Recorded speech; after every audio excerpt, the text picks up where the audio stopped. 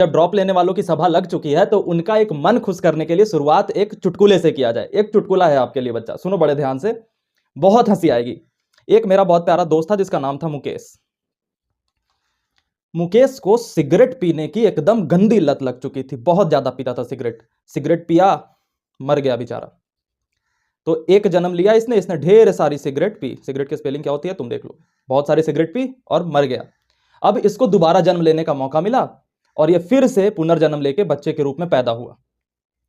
इसने सोचा कि भाई पिछले जन्म में लगता है ना कि एक्स ब्रांड वाली सिगरेट पी ली इसलिए मर गया, इस बार वो गलती नहीं करूंगा, इस बार तो हम वाई ब्रांड वाली सिगरेट पिएंगे और इस बार मस्त जिंदगी जिएंगे। तुमसे एक सवाल है कि क्या ये मुकेश मस्त जिंदगी जिएगा? इसके थॉट प्रोसेस में क्या कमी है? क्या इसने एक्स ब्रांड वाली सिगरेट छोड़ के वाई ब्रांड वाली सिगरेट चुन ली तो क्या मुकेश की जिंदगी जो पुनर्जन्म लेने के बाद जो ये मान रहा है कि बेस्ट होगी वो हो पाएगी? मैक्सिमम ड्रॉपर्स यही करते हैं। जब 11 12th में कोई एक चीज चुनी थी उन्होंने, वो काम नहीं करी तो उन्होंने फिर सोचा कि नहीं यार वो चीज बेकार है, हम अब वाई ब्रांड के सिगरेट पिएंगे और इस बार अच्छी जिंदगी जिएंगे। जिंदगी क्या चुना तुमने उस पर डिपेंड नहीं करती, जिंदगी तुम कौन हो इस पर डिपेंड करता है कि तुम क्या चुनोगे। तो जो तुम जब तक नशेड़ी हो तब तक तुम चुनोगे तो सिगरेट ही, भले ही अलग अलग ब्रांड के चुन लो, और रिजल्ट तुम्हारा वही आएगा जो पिछले जन्म में आया था। तो ड्रॉप तुम्हारा पुनर्जन्म है, तुम्हें मौका मिला है। लेकिन हम सभी अपने मन के सोच से इतने बंधे हुए होते हैं कि इस तरफ वाला इंसान गलत नहीं दिख रहा होता, हमें लग रहा होता कि जो सामने वाली चीजें थी ना उसमें कुछ कमी थी, उसे चेंज कर लेता हूं। इम्पॉसिबल है सामने वाली चीज को चेंज करके इसकी जिंदगी सुधार पाना। तो पहली बात तुम्हारे दिमाग में यह जानी चाहिए कि तुम्हारा दिमाग बायसनेस से क्लियर होना चाहिए। तुम्हें खुद पे उंगली पॉइंट करना होगा, नहीं तो तुम फिर से सिर्फ सिगरेट की ब्रांड बदलोगे। मौत तुम्हारी सेम वही होगी जो इस बार हुई है।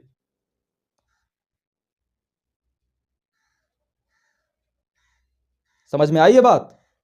तो इस चीज के साथ अपने दिमाग को अभी एकदम क्लियर कर लो, क्योंकि ड्रॉप ईयर में सिलेक्शन हो सकता है, हां हो सकता है, लेकिन फिर भी 96% ड्रॉप लेने वाले बच्चों का सिलेक्शन नहीं होगा,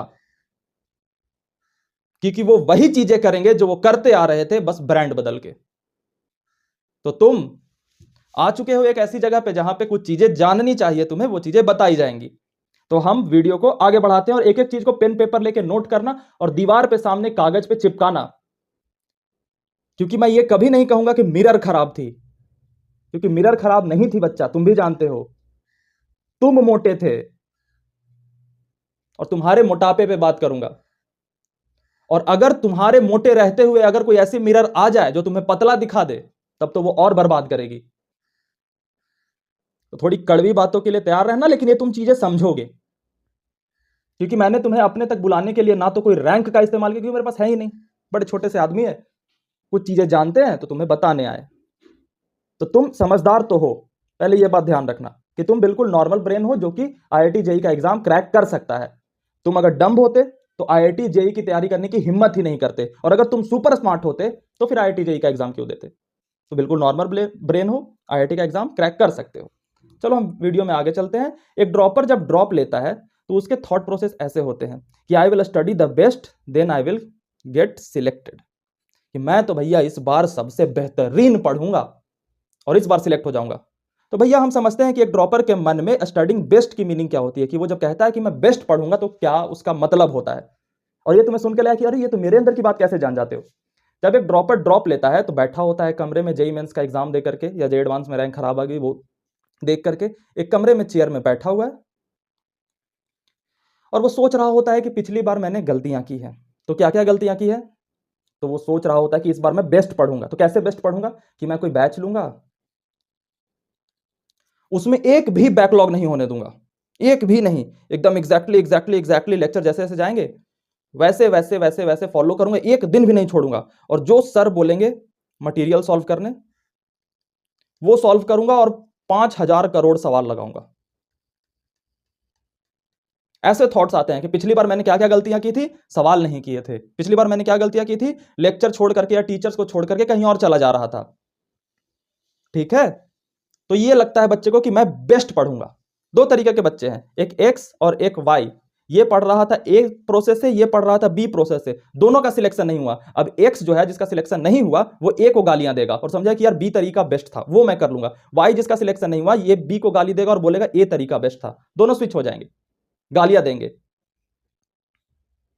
और बेस्ट किसे मानेंगे कि मैं पहले ना यार 4 घंटे ही पढ़ता था यार, इस बार ना मैं 24 घंटे में 27 घंटे पढ़ूंगा तो हो जाएगा।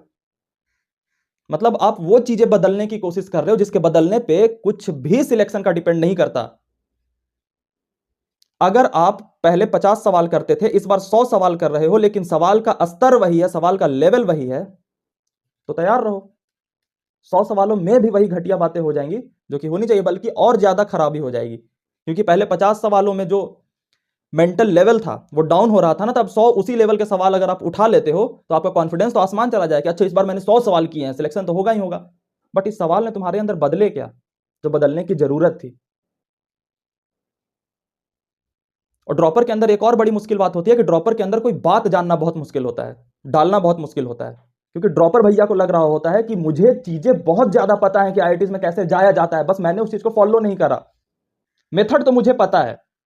तुम अगर ड्रॉपर हो ना, तो बहुत सारे तुम ड्रॉपर को देखते होगे, बहुत सारे एक्सपीरियंस इंसान को देखते होगे जो कि ड्रॉप ले रहे हैं, तो वो कमेंट में फ्रेशर्स को गाइड करेंगे कि अच्छा ये कर लो, ये कर लो, ये कर लो, ये कर लो। तो हर ड्रॉपर को पता है, ऐसा उसे लगता है कि अच्छा इस तरीके से करेंगे तो सिलेक्शन होगा। और वही उनकी बेस्ट स्टडिंग का मीनिंग होता है कि बेस्ट क्या पढ़ना है। तो मुझे जो लगता है बेस्ट क्या होता है कि एक भी बैकलॉग नहीं होने देना, टीचर के पूरे लेक्चर को फॉलो करना है, एक भी सवाल नहीं छोड़ना, पूरे के पूरे सारे सवाल लगाने हैं, और फिर मैं आईआईटी पहुंच जाऊंगा। ये मिसकंसेप्शन है, ऐसे नहीं होती चीजें। तुम फिर वहीं लैंड करोगे जहां इस बार खड़े हो, क्योंकि ये गलत अप्रोच है। क्योंकि तुम फिर से मिरर को बदलने का तरीका ढूंढ रहे हो, इधर नहीं देख रहे, इस तरफ खुद यू। और तुम बदल जाओगे ना तो सामने खराब चीज चुन ही नहीं पाओगे। मैं बच्चे से कहता हूं कि तुम्हारा मटेरियल, तुम्हारा कोचिंग, ये सारी चीजें एंड में मैटर करती हैं कि तुम्हारा सिलेक्शन होगा या नहीं। सबसे पहले मैटर करता है कि तुम्हारे दोस्तों का ग्रुप कौन सा है। क्योंकि अगर अच्छा दोस्तों का ग्रुप हुआ तो उसमें खराब मटेरियल, खराब टीचर टिक ही नहीं पाएगा। वो 4 दोस्त मिलके और डिसाइड कर लें कि नहीं यार ये अच्छा काम नहीं कर रहा, इससे सिलेक्शन नहीं होगी। और अगर 4 घटिया गिरे हुए दोस्तों का ग्रुप तुम्हारा मिल गया ना, तो उसमें अच्छी मटेरियल कभी नहीं टिक पाएगी। यार जे एडवांस का लेवल ये थोड़ी होता है यार, आईआईटी ही सब कुछ थोड़े ही है। आईआईटी इतनी बड़ी होती तो एमआईटी की रैंक 1 क्यों आ रही होती। तो ये तैयारी करने के पहले सोचना चाहिए था ना। मैं भी एग्री कर रहा हूं, लेकिन तैयारी करने के पहले सोचना चाहिए था। तैयारी में आ गए तो क्यों डिस्ट्रैक्ट हो रहे हो, कर लो।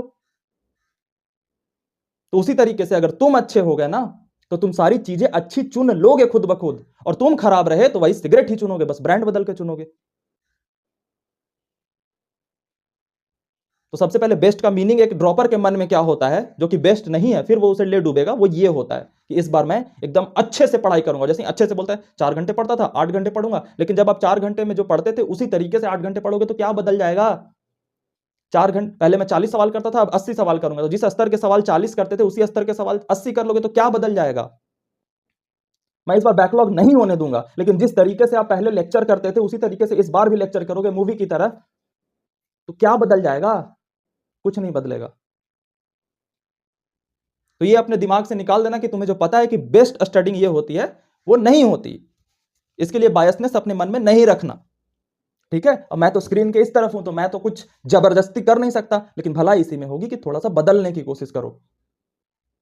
थोड़ा सा अपने आप को सोचो, थिंक कि क्या मैं अनबायस्ड हूं। Got it. आगे बढ़ते हैं और एक बात करते हैं कि वाई यू फेल्ड। तुम फेल तो नहीं हुए, फेल कोई नहीं होता। कम मार्क्स क्यों आए जिससे तुम आईआईटी में नहीं जा पा रहे, फेल थोड़ी हुए। कम मार्क्स क्यों आए जिससे तुम आईआईटी में नहीं जा पा रहे। क्या तुमने पढ़ाई नहीं की, नहीं, तुमने पढ़ाई की है। तो फिर कहां गड़बड़ रह गई बच्चा। ये होती है एक सिलेक्टेड कैंडिडेट की प्रिपरेशन की लाइन। उसने तैयारी 11th में शुरू की थी, पढ़ाई करना चालू किया, और उसके कॉन्सेप्ट में एक फ्लो होता है, चैप्टर पूरा पूरा पूरा पूरा उसने कंप्लीट किया। लेकिन जिन बच्चों को ड्रॉप लेना पड़ता है, जिन बच्चों की पढ़ाई अच्छी नहीं होती, उनके प्रिपरेशन का लाइन ऐसा होता है कि उसका एक भी चैप्टर पूरे तरीके से कंप्लीट नहीं होता। एक जो सिलेक्टेड कैंडिडेट होता है वो अपना सिलेबस एक बार शुरू करता है, और एक जो ड्रॉपर कैंडिडेट होता है वो अपना सिलेबस 500 बार शुरू करता है। तुम सही से बताना, तुमने बेसिक मैथमेटिक्स कितनी बार शुरू की थी जेई की तैयारी में, और हर बार उसी मोमेंट पे जाकर के छोड़ते थे जिस मोमेंट पे पहले छोड़ रखा था। तो ये जो बीच में गैप क्रिएट हो गया है, ये कभी फुलफिल ही नहीं होता। तो तुमने भी पढ़ाई की है, और मैं तो कहता हूं कि तुम जो बंदा सिलेक्ट हो गया ना, उससे ज्यादा मेहनत की है, लेकिन फिर भी तुमने बेसिक मैथमेटिक्स को 1000 बार पढ़ा, लेकिन फिर वहीं पे जाकर के छोड़ा जहां पे हर बार छोड़ते आए थे। तो तुम्हारी तैयारी में गैप्स क्रिएट हो रखे हैं। तुम्हें से कोई ऐसा बच्चा नहीं होगा जिसको मैं ये बोलूं कि कैपेसिटेंस क्या होता है तो नाम नहीं सुना हो। तो तुमने नाम सुना, कैपेसिटर कितनी बार ही चालू किया पढ़ना, लेकिन फिर एट द एंड जो इंपॉर्टेंट चीजें थी चैप्टर की वो पढ़ नहीं पाए, क्योंकि वो पता नहीं किस रीजन से नहीं पढ़ पाए, बट नहीं पढ़ पाए, डिस्ट्रैक्ट हो गए। या फिर जब फिजिक्स पढ़ते थे तो लगता था केमिस्ट्री छूट रहा है, जब केमिस्ट्री पढ़ते थे तो लगता है मैथ छूट रहा है। तो इस चक्कर में तुम्हारी लाइन बेसिकली ये वाली क्रिएट हो गई है। तो एक फ्रेशर बच्चे जब स्टार्ट करते हैं उनमें और एक ड्रॉपर बच्चा जब स्टार्ट करता है उनमें क्या फर्क होता है। तो एक फ्रेशर बच्चा जब स्टार्ट करता है तो उसकी आगे की लाइन पूरी क्लियर होती है, उसे शुरू से पढ़ करके लास्ट तक जाना होता है। लेकिन एक ड्रॉपर बच्चा अपने गैप वाले सीखे हुए चीजों को ले करके आता है, और इसको सिखाना बड़ा मुश्किल होता है ड्रॉपर को, कि वो कुछ कुछ जानता है, उसके बीच में बस गैप्स हैं, वो नहीं जानता। अगर ये कोई उसे बता दे तो इसकी ये लाइन बन जाएगी, ये वाली लाइन बन जाएगी, ये वाली लाइन बन जाएगी, ये वाली लाइन बन जाएगी, और इसका लाइन कंप्लीट हो जाएगा और ये भी सिलेक्ट हो जाएगा। तो समझ में आया कि आपने अच्छा परसेंटाइल क्यों नहीं स्कोर किया, क्योंकि आपकी ये लाइन ब्रोकन थी। जो प्रिपरेशन की लाइन होती है वो ब्रोकन थी। और आप खुद से बताना, ऐसा कोई चैप्टर नहीं होगा जो तुम्हें पता नहीं होगा कि ये चैप्टर है, और ऐसा कोई चैप्टर नहीं होगा जिस चैप्टर को तुमने शुरू नहीं किया हो, कुछ चीजें पढ़ी ना हो, लेकिन फिर वही बात, गैप्स क्रिएट हो गए हैं और उसकी वजह से इस बार खराब हो गया है। तो अब ये बात जानने के बाद तुम कौन सी मिस्टेक करोगे, आओ उस पर बात करते हैं कि जब ये मैंने बता दिया तो इसके बाद तुम कौन सी मिस्टेक्स करने वाले हो ये जानते हैं। कि बच्चा जब ड्रॉपर की तैयारी शुरू करता है तो 11th में उसने जिस तरीके से शुरू किया था वो अपना रेफरेंस 11th में ले जाता है कि अच्छा 11th में किस तरीके का बच्चा था कि मुझे कुछ नहीं आता था, मुझे कुछ भी नहीं आता था, और वहां से मैंने तैयारी शुरू की थी और पूरा चीज को पढ़ना चालू किया था। ये ड्रॉपर के लिए एक बैड अप्रोच होती है कि अच्छा, और जब भी कोई सामने से बोलता है ना कि तुम्हें कुछ नहीं आता और जीरो से स्टार्ट करे तो एक बड़ा सुकून मिलता है। ये तो सिर्फ ड्रॉपर की बात नहीं है, ये जेई जो देने वाले थे फ्रेशर्स बच्चे, उनको 4 महीने पहले से कहा जा रहा था कि 4 महीने में जेई हो सकता है।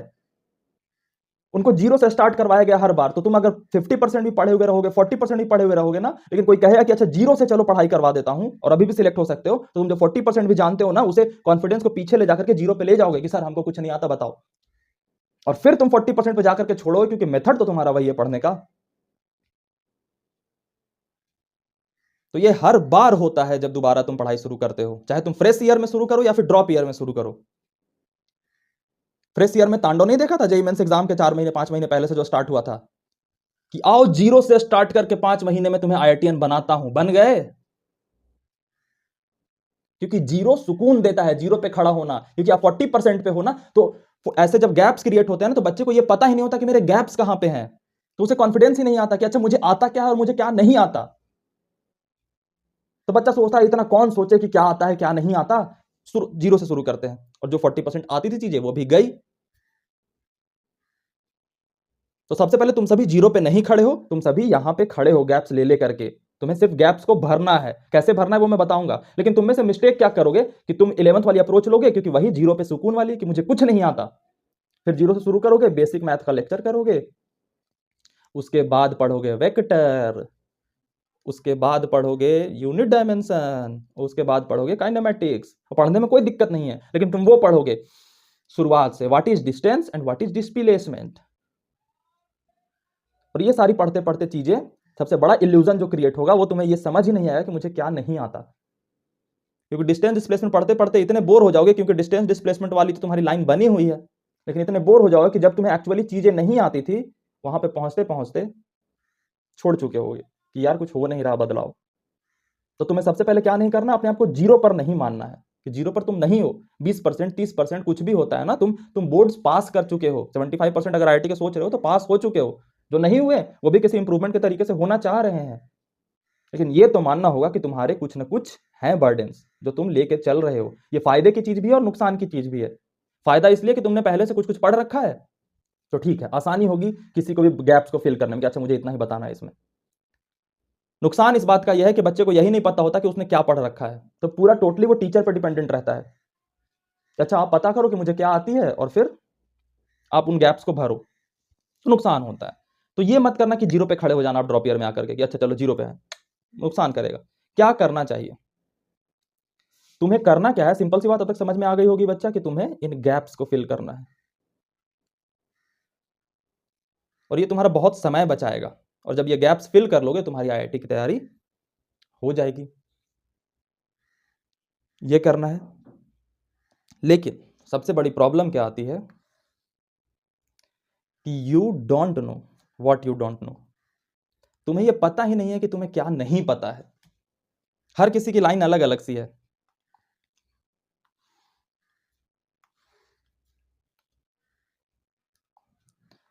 किसी बच्चे के यहां पे गैप्स है, किसी बच्चे के यहां पे गैप्स है। तो जो भी बच्चा ड्रॉप लेता है, फ्रेशर जो बच्चा आता है वो सब एक जगह पे खड़ा होता है कि सब जीरो पे है, लेकिन जो ड्रॉप लेता है बच्चा उनको पता ही नहीं होता कि हमारे गैप्स कहां कहां पे हैं। तो मैं एक सिंपल सा तरीका बता देता हूं जो तुम्हें गैप्स पता करवाएंगे। चुपचाप से गूंगे बहरे की तरह लेक्चर मत देखते रह जाना इस बार, ठीक है? क्योंकि हमारे दिमाग की एक बड़ी खास बात होती है कि वो चीजों को स्किप करना चाहता है, और हमारी हाथ की एक खास बात होती है कि दिमाग जिसको स्किप करना चाहता है वहीं पर रुक जाता है हमारा हाथ। तो मान लो कि तुम में से किसी ने पढ़ा कूलम्स लॉ, ठीक है? तो कूलम्स लॉ पढ़ा, तो कूलम्स लॉ तुम्हारे ऐसे मान लो कि इतना कंप्लीट है कूलम्स लॉ।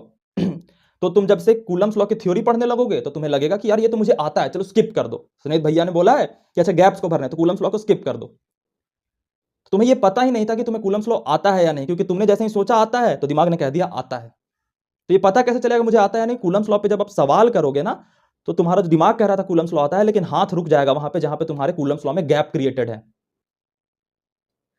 तो एक फ्रेशर बच्चे को पूरी थ्योरी को अगर अच्छे ढंग से उसके दिमाग में प्रिंट कर दो तो उसके हाथ नहीं रुकते, लेकिन एक ड्रॉपर बच्चे को सिर्फ और सिर्फ गैप्स के पता करने का एक ही तरीका है, वो है क्वेश्चंस प्रैक्टिस, सवाल। और सवाल भी दो तरीके से क्रिएट किए जा सकते हैं। एक सवाल ऐसा क्रिएट किया जा सकता है जो कि तुम्हें कभी फील ही नहीं होने देगा कि तुम्हें किस चीज में गैप्स है, क्योंकि सामने वाले इंसान को पता होता है, जो टीचर तुम्हें पढ़ा रहा है ना उनको पता होता है इतने सालों से पढ़ाते पढ़ाते कि ड्रॉपर्स मैक्सिमम किन चीजों में गैप क्रिएट करके आते हैं। तो अगर मैं चाहूं कि तुम्हें खुश रखूं तो मैं कभी तुम्हारे सामने वो सवाल नहीं आने दूंगा जिससे तुम्हारे गैप्स पता चले, जिससे तुम्हारे हाथ है रुके। तो मैं ऐसा सवाल दे दूंगा, 2 कूलम का चार्ज है, 2 कूलम का चार्ज है, बताओ इनके बीच फोर्स कहां होगा? तो ये तो तुम बना दोगे। मैक्सिमम बच्चों का गैप होता है, जैसे मैं अपने बताता हूं, मैक्सिमम बच्चों का गैप होता है चार्ज डेंसिटी के द्वारा फोर्स निकालने में। तो मैं कभी, अगर मैं चाहूं कि तुम्हें खुश रखूं तो मैं ये वाला सवाल कभी तुम्हारे सामने आने ही नहीं दूंगा। लेकिन किसी किसी अच्छे स्टैंडर्ड कोचिंग का मटेरियल होगा या किताब होगा कोई तुम्हारे सामने जो टीचर ने रिकमेंड किया होगा, तो उसमें ऐसे सवाल होंगे जो तुम्हारे हाथ को रुकवाएंगे, और जहां हाथ रुक जाए समझना गैप तुम्हारा पकड़ा गया, और बड़ा खुश होना, बहुत ज्यादा खुश होना, भगवान को ऐसे थैंक यू बोलना कि अच्छा मेरे गैप्स मुझे पता चल गए, क्योंकि मैं इस ट्रैप से निकल गया, you don't know what you don't know से। और जैसे ही इस ट्रैप से तुम निकले और तुम्हें पता चला हाथ यहां फंस रहा है, तुम्हें मौका मिल गया कि अच्छा मुझे गैप पता चल गया, अब इस पे चलो भरता हूं लाइन, चलो दिमाग लगाता हूं, अच्छा इस चीज को सीख लेता हूं, बस तुम्हारा लाइन बन गया। तो गैप्स कैसे पता चलेंगे तुम्हारे कौन से हैं? क्वेश्चन से, वो भी स्टैंडर्ड क्वेश्चन लगाने से। अब तुम्हारी उम्र बच्चों की तरह क्वेश्चन लगाने की नहीं रही, तो खुश करने वाले सवाल लगाने की कोशिश मत करना। तुम्हारा माइंडसेट चेंज करता हूं। तुम खुश होते हो उन सवालों पे जो तुमसे बन जाते हैं, और निराश होते हो उन सवालों पे जो तुमसे नहीं बनते। उल्टा सोचना है। तुम्हें दुखी हो जाना है उन सवालों पे जो तुमसे बन जा रहे हैं कि यार मुझे तो गैप से नहीं पता चली, ये तो मुझे ऑलरेडी आती थी, और अगर ये आने का लेवल अच्छा होता तो मैं आईआईटीएन होता, लेकिन मैं आईआईटीएन नहीं हूं, इसका मतलब मेरे अंदर गैप्स हैं, और इस सवाल ने मेरी मदद नहीं की मेरी गैप्स पता करने में। तो मैं उन सवालों को ढूंढने की जद्दोजहद करूंगा जो मेरे हाथों को रोक दे, और जैसे ही रुके बहुत जोर से हंसना, पकड़ा गया गैप, और फिर उस पर काम कर लेना, और फिर आगे बढ़ना। फिर कहीं पे हाथ रुकेगा, फिर खुश होना, फिर आगे बढ़ना। तो तुम्हारा यह चैलेंज है कि अपने गैप्स को पकड़ना, और गैप्स को पकड़ने का सबसे बेस्ट तरीका क्या है? सवाल, क्वेश्चंस, वो भी स्टैंडर्ड वाले। और स्टैंडर्ड का मतलब ये नहीं कि जो एडवांस के सवाल ही स्टैंडर्ड होते हैं, नहीं, बहुत सारे तुम मेंस के सवाल में फंस जाओगे। छोटे छोटे गैप, जैसे बहुत सारे बच्चों को यही गैप नहीं पता होता कि भैया 1 मीटर को ना डेसीमीटर में कैसे बदलते हैं। ये बहुत छोटा गैप है, ये बोर्ड्स वालों को आना चाहिए, लेकिन ये तुम्हारे अंदर गैप क्रिएट है और ये सवाल में देगा और तुम्हारा हाथ वहां पे रुकेगा। ये वाला गैप तुम्हारे अंदर कभी भी कूलम्स लॉ नहीं बता पाया कि तुम्हारे अंदर ये गैप क्रिएटेड है। कूलम्स लॉ जब पढ़ रहे होगे तो तुम्हें कभी नहीं पता चलेगा कि ये वाला गैप तुम्हारे अंदर क्रिएटेड है, लेकिन कहीं एक सवाल मिल जाए कि एक कूलम का चार्ज यहां रखा हुआ है, एक कूलम का चार्ज यहां रखा हुआ है, इनके बीच का जो गैप है वो 3 डेसीमीटर का है, तो फोर्स निकालो ऐसा यूनिट में। अब यहां पे तुम्हारा हाथ रुकेगा, यार 3 डेसीमीटर को तो मीटर में बदलना ही नहीं आता, बहुत जोर से हंसना और खुश हो जाना कि भाई गैप पकड़ा गया। तो तुम्हें सबसे पहले गैप्स फिल करने हैं, शुरू से तैयारी नहीं करनी, क्योंकि फिर तुम वहीं छोड़ोगे जहां से सदियों से 2000 सालों से छोड़ते आए हो। समझे? तो सवाल तुम्हारे गैप्स बताएंगे और सवाल स्टैंडर्ड होने चाहिए। मैं किसी कोचिंग का नाम नहीं बताऊंगा, पहले बता रहा हूं कि मैं बताऊंगा ही नहीं कि कौन सी कोचिंग तुम्हें करनी है, मैं बताऊंगा ही नहीं कि कौन सा मटेरियल तुम्हें करना है। हाँ, बट मैं तुम्हें इतना कैपेबल बना दूंगा कि तुम सही मटेरियल चुन लोगे और सही कोचिंग चुन लोगे। नहीं तो अगर तुम कैपेबल नहीं हुए और मैंने तुम्हें कोई दूसरी ब्रांड बता भी दी तो तुम एक्सक्यूज ढूंढ ही लोगे कि नहीं यार इसमें तो ये कमी है। जो डेड ब्रेन के लोग होते हैं ना, उन्हें अगर ऑल इंडिया रैंक 1 एडवाइस करे और वो उनके मन की बात नहीं बोल रहा होता तो उनको कहते हैं यार ये तेरे लिए काम कर गई, तूने बड़ा कौन सी चीज कर दी। और अगर कोई फेलियर बताए, फेलियर इंसान बताए, तो कहता है तेरा क्यों नहीं हो गया फिर। तो मन हमारा ऐसे चाल चलता है, मन हमें बदलने ही नहीं देगा कभी जिंदगी भर। ये बात हमेशा मान के रहना, तुम्हें बहुत कड़ा करना होगा यार, बदलना है बदलना है। और जिस दिन मन इन चीजों से निकल गया भैया, बन जाओगे। मन के मते न चालिए, कबीर दास ने कहा था, मन के मते अनेक। मन तो बहुत सारा चीज देता है चुनने को। एक ना एक मैं किताब पढ़ रहा था, उसने बड़ी खूबसूरत चीज बताई थी कि आईआईटी जेईई का जो एग्जाम है ना, विल पावर का एग्जाम है, कि तुमने कोई चीज डिसाइड की और उस पर स्टिक रह के और चेक करते जाते हो ऐसे कि अच्छा ये मेरा गैप है, ये मेरा गैप है। लेकिन तुम्हारे मन में अगर कोई दूसरा ऑप्शन आ गया कि नहीं तुम जो कोचिंग कर रहे हो वो अच्छी नहीं है, ये वाली कोचिंग अच्छी है, या ये मटीरियल दूसरा वाला अच्छा है, तो तुमने किसी चीज को करने का विल पावर डिसाइड किया था, संकल्प डिसाइड किया था,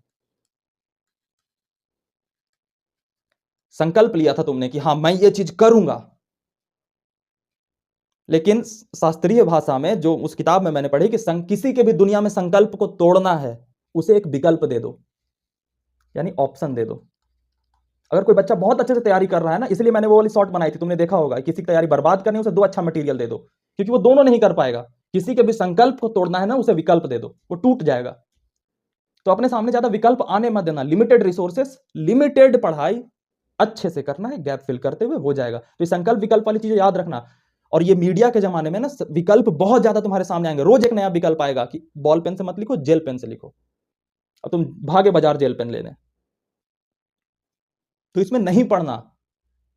और आज के मीडिया के दौर में ना, वो मन वाली बात मैंने जो कही कि ऑल इंडिया रैंक 1 भी अगर तुम्हें ऐसा एडवाइस देगा जो तुम्हारे मन के खिलाफ हो, तो तुम उस पर भी कर दो कि यार ये तेरे लिए काम कर गई, सिर्फ आईआईटी करता रहता है। और जो तुम्हें कोई दूसरा इंसान जिसने आईआईटी क्वालिफाई नहीं की वो भी बताएगा, तो फिर तुम्हारे मन से ये निकला कि तुमने क्यों नहीं किया। तो ये वाली जो बात है ना, ये तुम्हें कभी बदलने नहीं देगी। और आज के मीडिया के दौर में हर बात को वैलिडेट करने वाले इंसान है और तुम उनसे चिपक जाओगे। तुम यूट्यूब पे सर्च करोगे दारू पीने से आईआईटी में फायदे, उसकी भी वीडियो आ जाएंगी। और अगर तुम नशे वाले इंसान हो तो तुम बिल्कुल उस ट्रैप में फंस जाओगे और फिर वही होगा जो होता आया है। और ऐसा थोड़ी है कि मैं तुम्हें बता रहा हूं तो बच्चे फंसेंगे नहीं। मैंने क्यों कह दिया 96% बच्चे वही रिजल्ट लाएंगे जो इस बार ला रहे हैं? क्योंकि बच्चा हजारों सालों से कृष्ण अपने अर्जुनों को भगवत गीता सुनाते आ रहे हैं और कोई भी इंसान किसी को समझा नहीं सकता, बस कोशिश कर सकता है। भगवान कृष्ण ने अर्जुन को भगवत गीता सुना दी, अर्जुन ने सुन ली, लेकिन भगवान कृष्ण अपने बेटे को नहीं समझा पाए थे। दुर्योधन को कभी नहीं समझा पाए थे और दुर्योधन को कोई समझा भी नहीं सकता था, क्योंकि दुर्योधन शकुनी के अंदर था। और जहां शकुनी सर पे सवार हो जाता है ना, वहां पे कृष्ण की बात समझ नहीं आती। भांजे समझे? तो अपने आप को दुर्योधन वाली कैटेगरी से निकालना। जबकि दुर्योधन के पास ज्यादा क्लैरिटी थी कि अच्छा ऐसे लड़ाई होती है, ऐसे किया जाता है, ऐसे। कृष्ण तो बेचारा सहमा हुआ था कि प्रभु मेरे से कुछ नहीं हो रहा, कैसे नहीं हो रहा। लेकिन बस अर्जुन जो था वो ओपन था, तो कृष्ण ने समझा लिया उसे और युद्ध जिता दिया। तो अपने मन के चालों को पकड़ना, संकल्प और विकल्प वाली चीजों में मत फंसना। आगे बढ़ते हैं कि अब एक्शनेबल थिंग्स क्या क्या है तुम्हारे लिए, इतनी तो हो गई तुम्हारे मन को बदलने की बात। एक्शनेबल थिंग्स क्या क्या क्या क्या करना है। तो बच्चा IIT जेईई का एग्जाम जो है ना वो टाइम बेस्ड एग्जाम है।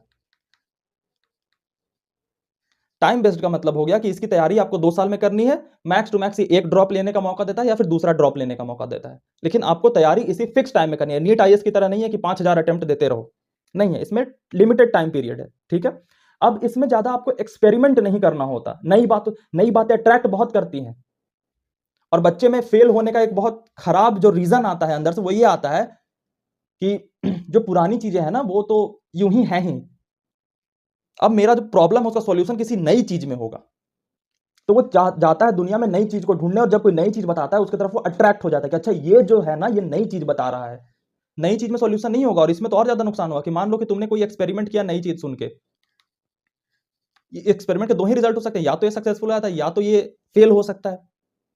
तो माना सक्सेसफुल हो गया तो बहुत अच्छी बात है, लेकिन माना फेल हो गया तो तुम्हारा तो टाइम चला गया ना, फिर तो तुम्हें दोबारा अटेम्प्ट करने का मौका भी नहीं मिलेगा। तो ये कैसे होगी चीजें। तो एक्सपेरिमेंटल चीजों पे मत जाना, क्योंकि एक्सपेरिमेंट के अच्छे बुरे दोनों रिजल्ट होते हैं, और बुरे रिजल्ट की तरफ आना तुम्हारे जिंदगी भर का रिग्रेट दे देगा, समझे। तो एक्सपेरिमेंट से बचना है, ये टाइम बेस्ड एग्जाम है, क्योंकि ये बहुत बड़ा टाइम खा जाएगा तुम्हारा। फिर तुम वापस जो लौटोगे ना तो बाकी बच्चे जो एक्सपेरिमेंट नहीं कर रहे थे वो बहुत आगे निकल चुके होंगे, तुम्हें बस गैप्स पकड़ने हैं, बस वही कॉन्सेप्ट को दिमाग में रखना है। तो एक्सपेरिमेंट नहीं करना, कोई बैच लेना है, टीचर का सहारा लेना है। और ऐसा मत कहना कि बैच मैं नहीं ले सकता सर, बैच आप ले सकते हो सर। यूट्यूब पे बहुत सा, टेलीग्राम पे चले जाओ, फ्री में पायरेटेड चोरी कर लो, लेकिन टीचर के अंडर में रहना, ठीक है। लेकिन एक बात का ध्यान रखना कि जो फ्रेशर बच्चे होते हैं ना, जो फ्रेशर बच्चे होते हैं, देखो IIT जेईई का जो पूरा सिलेबस है, सिलेबस अगर मैं रोबोट की तरह बोलने लगूं ना तो वो 6 मंथ में कवर हो जाए। लेकिन हमारे दिमाग की एक खराबी होती है कि हम लाइन बाय लाइन बस NCERT की तरह मैं बोलता रहूं ना, तुम्हारे दिमाग में कुछ जाएगा नहीं। तो इस फ्रेशर बच्चे के लिए, जो 10th बच्चा चूजा सा पढ़ के आया है, उसके लिए प्रॉब्लम क्या होती है कि उसको फोकस करना बड़ा मुश्किल हो जाता है। तो इस 6 महीने की जो बात कहनी है उसको टीचर कहने में 2 साल लगाते हैं। और 2 साल कहने में क्यों लगता है, क्योंकि बच्चे को इंगेज करना होता है हर कॉन्सेप्ट में, तभी बच्चा सीखता है। आइडियली तो हमें लगता है कि मास्टर काम की बात बोलो और निकलो, लेकिन वैसे सीख नहीं सकता हमारा ब्रेन एक्सपीरियंस से सीखता है, थोड़ा थोड़ा सीखता है। तो ये 2 साल लगाते हैं इंगेज करने में, लेकिन तुम्हारे पास 1 साल है ना। तो तुम किसी भी बैच को लोगे, मैं किसी बैच की नहीं बात बोल रहा, लेकिन किसी भी बैच को लोगे, उस बैच में बहुत सारे तरीके के लड़के आएंगे, मंद बुद्धि से लेकर के तुम्हारे जैसे स्मार्ट बुद्धि तक आएंगे। तो बात तो 6 महीने की है लेकिन अब टीचर को सबको साथ लेके चलना है, तो वो 6 महीने की कोर्स को ना 1 साल खींचने की कोशिश करेगा, और वो इंगेज करने की कोशिश करेगा हर कॉन्सेप्ट पे। लेकिन अगर तुम अच्छा करना चाहते हो तो उन इंगेजमेंट वाली चीजों को ना स्किप कर देना। जैसे बीच में कोई कहानी सुनाने लगे सर, तो थोड़ा सा स्किप करने की कोशिश करना, डायरेक्ट आगे कॉन्सेप्ट पे चले जाना। और अगर तुम्हारा ब्रेन वैसे काम नहीं कर पाता तो तुम उस इंगेजमेंट वाली चीज को सुन सकते हो, मैं नहीं रोक रहा। और इस बात के लिए निराश नहीं होना कि मैंने गलत बैच ले लिया है ऑलरेडी, अगर ले रखा है तो कोई बात नहीं, तुम्हारे हाथ में पावर है ना स्किप कर देना, ठीक है।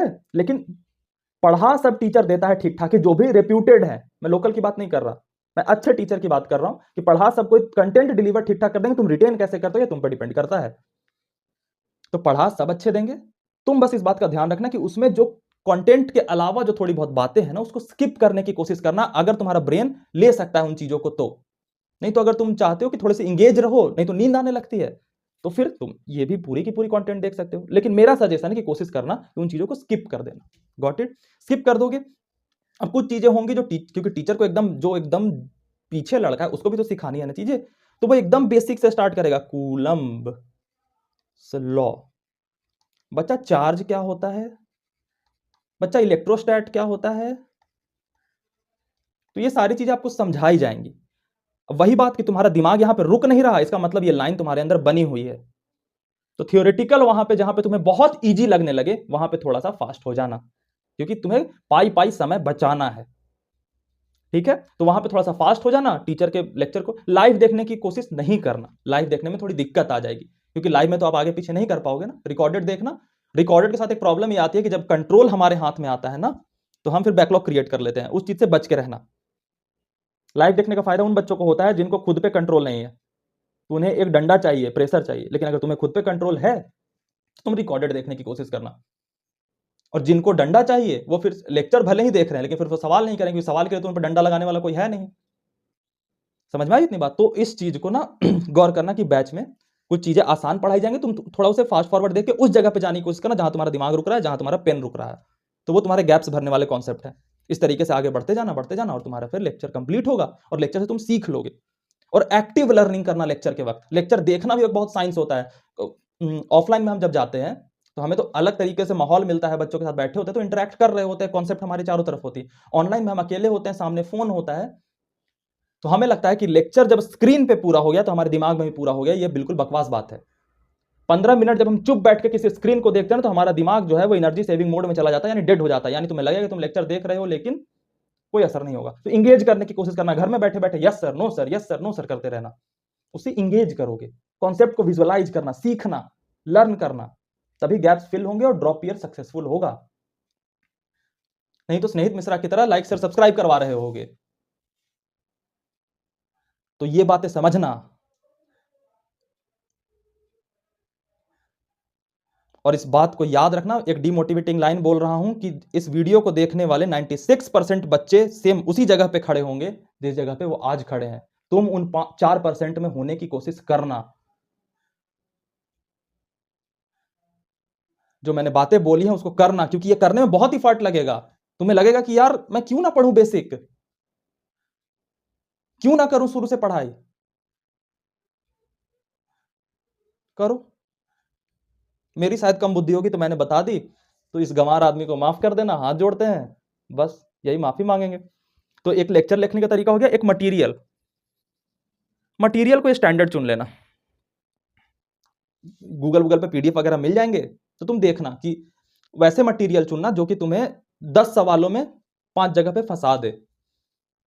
ड्रॉपर के लिए फॉर्मूला रिटेंशन वाले मटेरियल्स नहीं चलते, आसान सवालों वाले। थोड़े स्टैंडर्ड मटेरियल उठाने की कोशिश करना, उससे तुम्हारे हाथ ज्यादा रुकें, क्योंकि तुम्हारा मेन पर्पस क्या है? हाथों को रोक देना, उन सवालों के सामना करना जो हाथों को रोक दें। तो उन सवालों को करके क्या फायदा जो तुमसे हाथ ही नहीं रोक रही।